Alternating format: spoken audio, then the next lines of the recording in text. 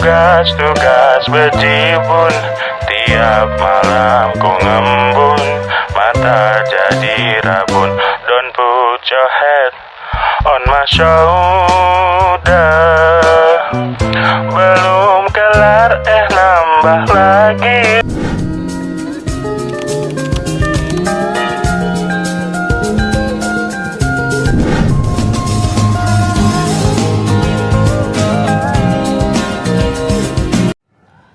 Assalamualaikum teman-teman, selamat datang di podcast Jejak Nusantara, tempat kita menelusuri kisah-kisah penting dari masa lalu bangsa Indonesia. Bersama saya Rohman yang akan menemani kalian selama beberapa menit ke depan. Nah, tentang kali ini kita akan membahas tentang pergerakan nasional Indonesia. Sudah hadir bersama saya Alvin. Halo Alvin.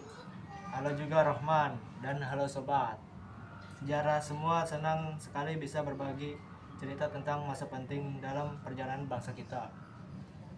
Alvin, mungkin kita bisa memulai dari awal dulu ya. Apa sih yang dimaksud dengan pergerakan nasional Indonesia? Pergerakan Indonesia adalah masa di mana rakyat mulai sadar untuk berjuang melawan penjajahan, bukan hanya dengan senjata, tapi dengan cara yang lebih terorganisir lewat pendidikan, organisasi, dan politik. Masa ini dimulai sekitar awal abad ke-20, tepatnya setelah berdirinya Budi Utomo pada tahun 1908, yang dianggap sebagai tonggak awal pergerakan nasional. Menarik. Apa yang membuat masyarakat waktu itu mulai sadar dan bangkit, Alvin? Ada beberapa faktor, Rohman. Pertama, munculnya golongan terpelajar akibat politik etis Belanda. Mereka mulai berpikir kritis. Kedua, pengaruh pergerakan di luar negeri seperti kebangkitan nasionalisme di India, Filipina, dan Mesir. Ketiga, penderitaan akibat penjajahan yang sudah sangat berat membuat rakyat ingin berubah. Dan terakhir, kemajuan media massa saat itu, koran dan majalah turut menyebarkan semangat persatuan. Kalau kita bicara pergerakan nasional, pasti ada tokoh-tokoh penting di baliknya ya. Betul sekali.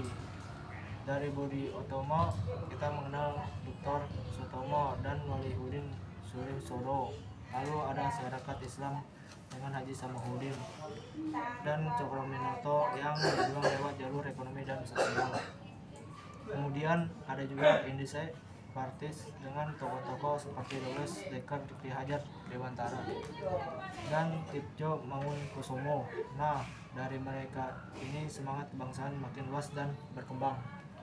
Kalau begitu, apakah puncak dari pergerakan nasional ini adalah saat Indonesia merdeka?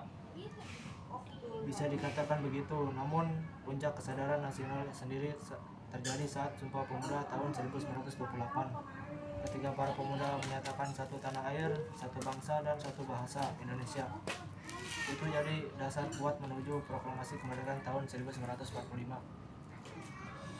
Luar biasa.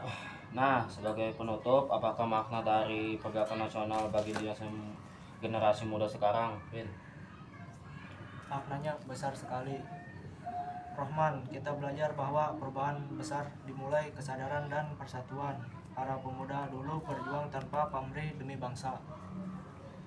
Kita yang hidup di masa merdeka harus melanjutkan perjuangan itu dengan cara belajar, bekerja, dan berkarya untuk kemajuan Indonesia.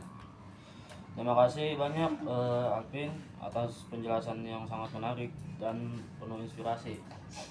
Dan untuk kalian sobat sejarah, semoga kisah hari ini bisa membuat kita lebih bangga dan cinta pada tanah air. Sampai jumpa lagi, dan Sekian, terima kasih. Assalamualaikum warahmatullahi wabarakatuh. terima kasih banyak Alvin atas penjelasan sangat menarik dan penuh inspirasi. Dan untuk kalian sobat-sobat sejarah, semoga kisah hari ini bisa membuat kita lebih bangga dan cinta kepada tanah air. Sampai jumpa, saya tutup dan mohon maaf jika ada salah kata. Assalamualaikum warahmatullahi wabarakatuh.